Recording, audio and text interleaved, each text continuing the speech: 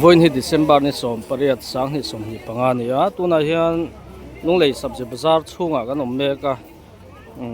kanon fangkwal do na ni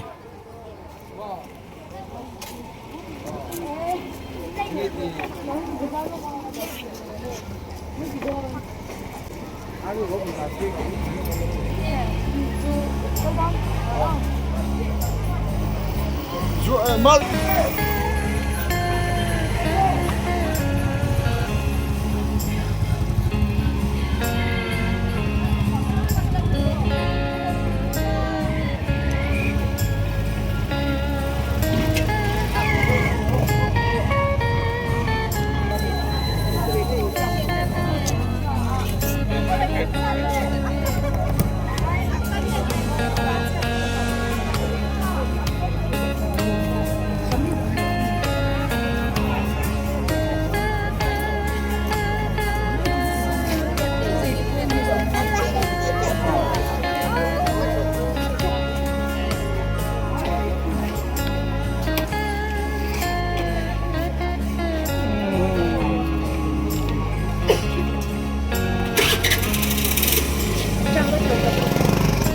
voin hi ni som pariat sang ni som hi panga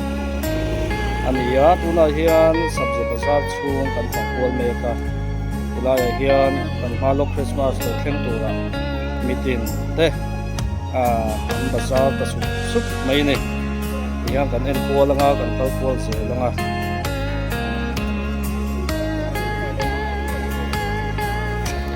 voin ni som pariat sang ni som hi panga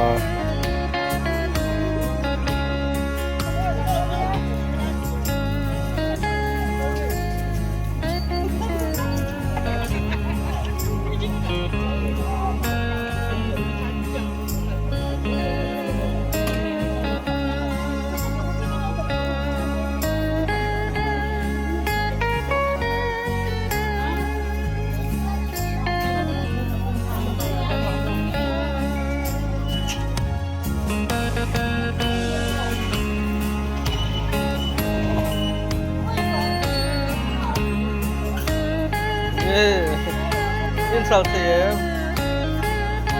zega la ko vet zwa